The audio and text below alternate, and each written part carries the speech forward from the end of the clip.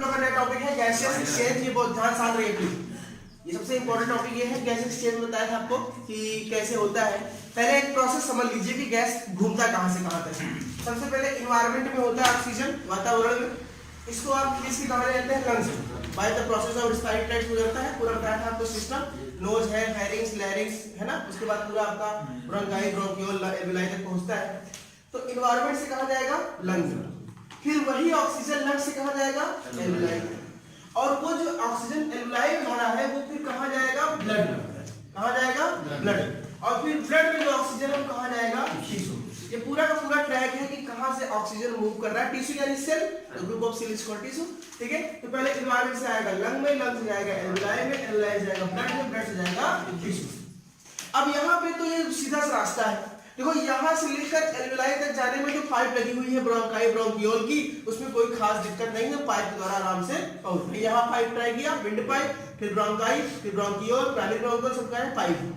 तो एल्विलाई तक तो ब्लड पहुंच गया, लेकिन एल्विलाई से लेकर ब्लड में जाने के लिए कोई पाइप वाइप नहीं है। ये स्ट्रक्चर हमारा एल्विलाई का दिख रहा है और ये नीचे हमारा ब्लड वेसल, यानी ब्लड वेसल जिसमें से खून यानी ब्लड गुजर रहा है। तो इनके बीच कोई पाइप है नहीं, लेकिन हमको ब्लड यहां से लेकर यहां तक ले जाना है। तो यहाँ पे कोई ना कोई मैकेनिज्म होगा। ठीक है। तो इसी को लोग बोलते हैं गैसियस एक्सचेंज। एक्सचेंज मतलब लेना और देना, आदान और प्रदान। ठीक है। तो गैसियस एक्सचेंज यहाँ पे होता है, इसकी हम लोग बात करेंगे। और फिर जब ब्लड में आ जाएगा भाई, यहाँ से एक्सचेंज होकर यहाँ आ जाएगा। जब ब्लड में आ जाएगा तो ब्लड में रख के थोड़ी काम करना, हमको कहाँ जाएगा? कोशिकाओं तक। तो ब्लड से लेकर सेल के बीच में कोई पाइप नहीं बनी है कि निकल जाएगा। यहाँ भी सेल मेम्ब्रेन को पार करना पड़ेगा, यहाँ भी एक्सचेंज होगा।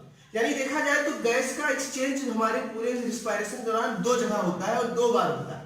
एक एल्विलाई और ब्लड के बीच होता है और दूसरा ब्लड और सेल के बीच होता है। सेल या टिश्यू भी बोल सकते हैं इसको हम। ब्लड और सेल और एल्विलाई और ब्लड दो जगह पे गैस का एक्सचेंज होना बहुत इंपॉर्टेंट है। कोई पाइप नहीं लगी है। अब यहाँ पे काम करेगा एक प्रोसेस जिसका नाम होता है डिफ्यूजन। आपने डिफ्यूजन का नाम सुना है? आपने सुना है डिफ्यूजन में कि जो गैस होता है वो हमेशा हाई कंसंट्रेशन से लो कंसंट्रेशन की ओर जाता है। आपने सुना है, आपने ऑस्मोसिस भी सुना है। ऑस्मोसिस क्या होता है कि हाई से लो की हो जाता है, लेकिन बीच में क्या होता है? मेम्ब्रेन पाई जाती है, सेमी परमिएबल मेम्ब्रेन। यहाँ भी बस वही डिफ्यूजन और ऑस्मोसिस हो रहा है। और डिफ्यूजन ऑस्मोसिस के द्वारा ही क्या हो रहा है? गैस का एक्सचेंज हो रहा है। तो अब गैसियस एक्सचेंज जो हमारी पूरी बॉडी में, लंग्स में दो प्रकार से हो सकता है। मैंने बताया कि दो जगह होता है, तो दो जगह को दो प्रकार डिसाइड कर सकते हैं। पहला है gaseous exchange between alveoli to blood. Lungs में एल्विलाई, एल्विलाई से पहले कहा जाएगा ब्लड। तो पहला एक्सचेंज कहां पे हो रहा है? Gaseous exchange between alveoli to blood. और दूसरा है gaseous exchange between blood to tissue. बताया ना, पहले ब्लड में जाएगा, ब्लड से टिश्यू में जाएगा। तो पहले एल्विलाई से ब्लड, एक एक्सचेंज यहां हो रहा है और एक एक्सचेंज यहां हो रहा है। तो पहला एक्सचेंज है gaseous exchange between alveoli to blood, दूसरा है gaseous exchange between blood to tissue. जो एल्विलाई टू ब्लड है जो बाहर से आ रहा है, इसे बोलेंगे एक्सटर्नल एक्सचेंज। क्या बोलेंगे? एक्सटर्नल। या इसी को एक्सटर्नल रेस्पिरेशन नहीं बोलते। और क्योंकि और दूसरे वाले में ब्लड से टिश्यू, ये सेल के अंदर हो रहा है, ब्लड के अंदर से काम ले रहा है, इसे कहते हैं इंटरनल एक्सचेंज या इंटरनल रेस्पिरेशन। बहुत इंपॉर्टेंट टॉपिक है। ठीक है। अभी कैसे काम करता है? काम करता है डिफ्यूजन और ऑस्मोसिस। सीधा समझिए कि जब हम सांस खींच कर अंदर हमारे एल्विलाई में हवा भर जाती है, तो उस समय एल्विलाई में जो ऑक्सीजन का प्रेशर होता है वो करीब होता है 100 mmHg, which is millilitre of mercury unit. 100 unit blood का ऑक्सीजन कहाँ है एल्विलाई में, और 40 यूनिट कहाँ होता है हमारे ब्लड। तो 100 और 40 सब टच में आएंगे। हमेशा पता है कि गैस हाई से लो की ओर जाती है, तो ऑक्सीजन यहाँ से यहाँ ऑटोमेटिक हाई कंसंट्रेशन से लो कंसंट्रेशन की ओर डिफ्यूज करेगा। किसको पार करते हुए? Alveolar epithelium. यहाँ पे एल्विलाई है, एल्वियोलर एपिथेलियम को पास करते हुए ये आराम से ब्लड का ऑक्सीजन कहाँ पहुंचेगा? यहाँ। और उसी समय जब O2 ब्लड में आता रहेगा, तो ब्लड से CO2 भी कहाँ जाता रहेगा? एल्विलाई। तुरंत ही दोनों एक्सचेंज होता है, क्योंकि ब्लड में CO2 ज्यादा और इसमें O2 ज्यादा। तो O2 यहाँ से यहाँ आएगा और CO2 यहाँ से यहाँ आएगा।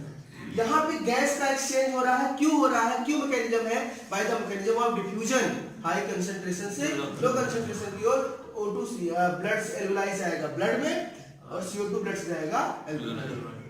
ठीक है। अब जब CO2 यहाँ एल्विलाई में आएगा तो CO2 फिर लंग्स धीरे धीरे एनवायरनमेंट के बाहर साइकिल उल्टी चलेगी। ठीक है। अब ये पहला एक्सचेंज तो हो गया। अब ये एक्सचेंज नंबर 2 पे आ जाओ, इंटरनल एक्सचेंज में, यानी बिटवीन ब्लड टू टिश्यू। इस समय क्या हो रहा है, अब ब्लड में पहले 40 था, ऑक्सीजन 100 और आ गया, कितना हो गया 140, कंसंट्रेशन क्या हो गया, बढ़ गया। लेकिन जो टिश्यू और सेल है उसके अंदर भी क्या है, कम है। तो अब हाई से लो की ओर, तो ये ऑक्सीजन जो है वो कहा जाएगा, ब्लड से सेल में, और सेल के अंदर जो CO2 बना है वो फिर कहा जाएगा ब्लड। यहाँ एक्सचेंज हो रहा है, और कैसा एक्सचेंज हो रहा है, by the high concentration to low concentration, by the process of diffusion. बस आपको ये जानना है कि गैसियस एक्सचेंज दो जगह पे होता है। मैं फिर से रिपीट कर रहा हूँ पूरे टॉपिक को। गैसियस एक्सचेंज दो जगह पे होता है, एक होता है एल्विलाई और ब्लड के बीच में, और दूसरा होता है ब्लड और टिश्यू। एल्विलाई और ब्लड के बीच के एक्सचेंज को बोलते हैं एक्सटर्नल एक्सचेंज, और ब्लड टू टिश्यू को बोलते हैं इंटरनल। पहले वाले में एल्विलाई में हाई ऑक्सीजन ज्यादा होता है, ब्लड में कम होता है, ऑक्सीजन ब्लड एल्विलाई से ब्लड में आता है by the process of diffusion alveolar epithelium को पार करके। और दूसरे केस में ब्लड ज्यादा हो जाता है, अब सेल में कम होता है तो ब्लड से कहा जाता है सेल में, इसको पार करके bye the process of diffusion. समझ आ गया? ये बहुत इंपॉर्टेंट टॉपिक है, इसको लिख लेते हैं।